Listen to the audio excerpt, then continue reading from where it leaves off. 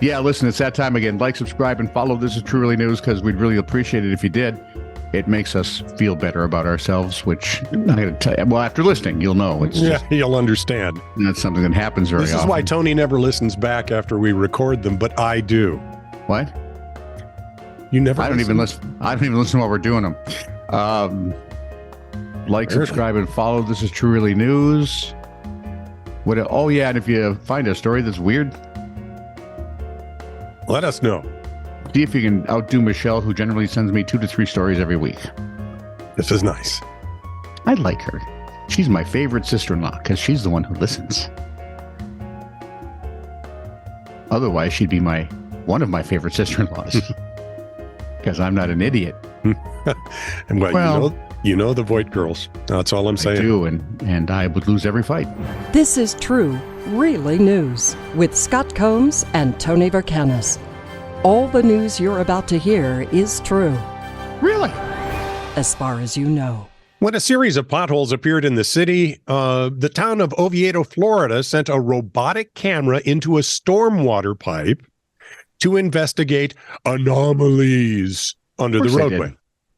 My wife uses those in her place of work. Absolutely. The first anomaly encountered looked like a toad. 2 little glowing eyes, until you got close. Turned out not to be a toad? Yeah. Oh, no. It's a 5-foot-long alligator. Repeating now. Oh, no. So they quit referring to it as a toad as a precaution. Rather quickly as they were screaming, I'm guessing. Robot camera followed the alligator through the pipes to its lair, presumably. They don't tell us what happened to the gator or the potholes. All the officials say is locals shouldn't wander into the water pipes. That's helpful. Thank you, City of Oviedo, Florida. Gators have lairs? That's what I was thinking. So they're not just for like arch criminals anymore? No. A gator can have a lair. Huh. It's really funny because gators who build their own lairs often don't look guilty after they've eaten somebody. Do you think maybe that they're actually criminals? Oh, absolutely. Just look at them. Little toad eyes. Silly bastards. All right, where was I? John and Jamila Savage own Lower Bush Alpacas near Rochester in the UK. Do you know where Rochester in the UK is? Is it near Benny? You had me at Lower Bush. Yep, I knew I did because you're rude and disgusting. Well, it just... Anyway, the Savages... That's not a real name. Lower Bush Alpacas. Which is because my guess is... My guess... If it's written down and it's on the internet... That implies Upper Bush. Llamas or whatever they are. Alpacas, but thanks for messing up the animal structure. Left bush. These would not be popular with my youngest granddaughter, who was spit hunt by one at a young age. And Flatbush. They are now animus non gratis at our house. Yeah. Anyway, Lower Bush Alpacas, it's a farm near Rochester in the UK, had never offered a wedding ceremony at the farm until someone asked them to.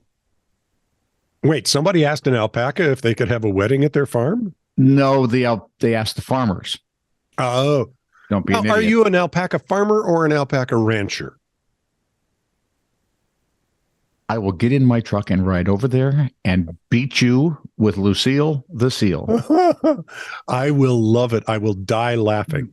Yeah. Because that one time you slapped me with a Buick. It would take forever. Yeah, right. Since featuring their first service for lovebirds last year, they have now hosted 9 nuptials and more lined up for this season. Yay! The 42-year-old hubby of the bunch says it really does make some of the pictures magical, especially if you're an animal lover, and everyone seems to love them. The farm offers a range of packages. All right, newlyweds to be, listen up.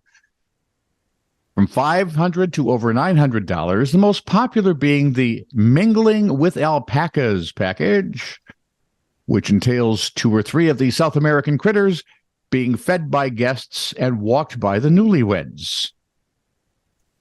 People are paying money to do this as part of their wedding. Really? Oh, yeah. Oh, yeah. Yeah. Guests often snap selfies with the critters. The married couple have professional photos taken with the critters. John said, I think some couples surprise their guests. We arrive and walk out our wonderful alpacas, and the guest face just light up. My granddaughter would look for a knife and run at them. Yes, screaming things in another language she's never learned.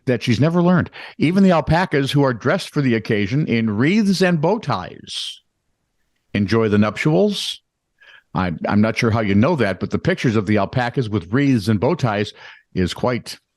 Okay, it's entertaining. I got to give you that. The alpacas love meeting people, too. It's a treat. Brilliant. Well, the inquisitive animals... like everybody, obviously, because they spit on some people. That's right. They spit on my granddaughter, who's a sweetheart. And that's right. When she gets to be rich and powerful, yep, there will be no alpacas on the world, on the face of this earth. The inquisitive animals are simple creatures. They just spit at people they don't like. No, they just need room and nibble on grass during the ceremony. As long as where we take them, there's enough room and there's grass. They love nibbling the grass and saying hello to the guests. I don't speak alpaca, but if it comes with saliva, it's just wrong. I want nothing excreted by an animal on me. Ever. And the weird part is now you have all sorts of people who come to the farm to meet the alpacas. See, I would do that as a family thing where people would come in and just, bring the kids, have a great time, and go away. They have one young... No. They have, son, it's been a while since we've had a wedding. That we've planned. Boy, isn't that true? It's been 43 years. It's been almost 85 years between the two of us. Right. Absolutely. And we act every year of it.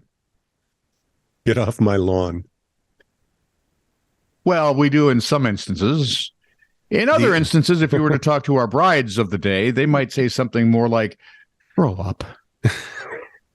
Or that they've raised 3 children. Yep. Oh, and are continuing to raise that last one. Yeah, can't get the last one out of the house, damn it. Flathead Beacon Police Blotter. Thank you. Some normalcy. 11:12 a.m. A man told law enforcement that he was not up to any shenanigans today. Well, thank you. Yeah, this is my Tuesday check-in. Just telling you I'm not up to anything today. No shenanigans whatsoever. Nothing at all. Yeah, listen, it's Ted Bundy. I just want to tell you today's okay. Yeah, everything's pretty quiet. Yeah. 1:09 p.m. Not looking forward to tomorrow, but today's okay. This one you're going to like. 1:09 p.m., 2 people were getting frisky in a parked car. 1:09 p.m., you can't even fog up the windows. Well, you could, but it'd be an effort. Well, it's too warm this time of year. Well, not if it's winter. Yeah, but this wasn't done in the winter. That was done recently. Good on you, dude. When I think about that now, I think this is going to hurt my knees really bad. Yep. 3:10 p.m. Someone was reported for using AA meetings to try and pick up women. Oh, you can't even buy them a drink. Right. And you can't hope to get them drunk. No. Because they're trying to stay off the sauce. And shame on you for trying to take advantage of their pain. I don't think they should. That is so much. That's just like a guy. Right? What a pig. What they ought to do is take that guy and give him to the AA women and just stand around the building, not let him leave. And let the AA women have their way. The guy would come out looking like shredded pork. Oh, life would not be the same for him as he knows it now. His item of interest would be gone entirely. He would no longer need to pick up women. Exactly, because there's nothing to do with them once you do. 6:37 p.m. Someone left their bag of meth on the floor of a casino. Can't wait for the person who comes to the lost and found looking for that. This is why you don't drink and gamble. Right? Or meth and gamble. You'll drop your meth and... and that's it. Finally, 8:23 p.m. Someone wanted to report an abnormally shaped cow. I don't know what to say to that. Pentagon? Help me out here. I want to know what the 911 operator could have possibly... Other than... What? You? It's shaped like a cloud? What? I have for you an NSFW. Not safe for work. No, this would be a not safe for workout. Ooh. An Illinois exercise enthusiast was literally caught with her pants down after she took a tumble on the gym treadmill and ended up with her leggings near her feet. As everyone does, she has now posted the video on her Instagram page. I think I've seen this. I think I've seen this. I just have. Why would I? Anyway, it's funny as hell. 26-year-old It is funny. 26-year-old Alyssa Conkle, ALYSSAKONKEL, if you want to look it up on Instagram. Yeah, there you go. I was just running at the gym, and my pants got sucked off. She told Compass Media. I thought, who is this man with such powers? She had reportedly set the machine to level 10, what she admitted was very fast. Nonetheless, Kunkel never expected her exercise session to end so interestingly. The accompanying footage starts off typically enough. When you watch it, you'll see the gym lady clad in hot pink tank top and leggings, sprinting at a breakneck pace. Yeah, she was. Treadmill.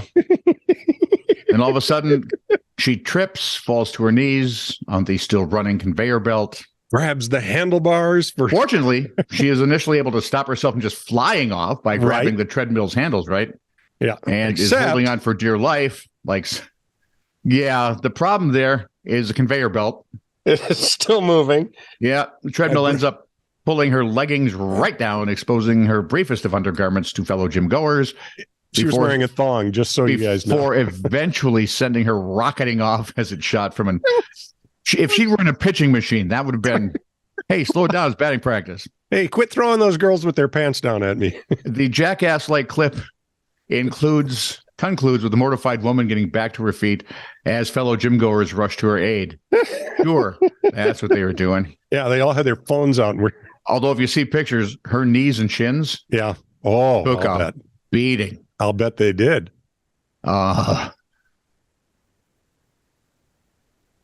It's unclear what sparked the disastrous chain reaction, but Kunkel claims, quote, "When I watched the video back, I saw my shoelace was untied, and then I tripped and fell. I hurt myself, face, lip, knees, shins." She says she was so embarrassed she had to leave immediately. Yeah, she was so embarrassed she had to leave immediately and then posted on Instagram. That's just it. I don't want you people to see me, except for everybody in the world. Said the only good news in this was the facility wasn't too busy at the time, and the person in the video who approached her afterward asked if she was okay, which I think is as close to Good Samaritans as we get these days. Yeah, probably. You okay? No? Okay. Yeah. Never heard anybody say that before. Oh, no, it's worse. Oh, boy. This Kunkel said this also happened when I was 10 years old and skinned my chin. No, she didn't end up naked, but she is actually afraid of treadmills now. Try an elliptical, lady. It's unclear if and or when she plans to return to seek, and I apologize for this, Treademption. And I apologized. Yeah, you did.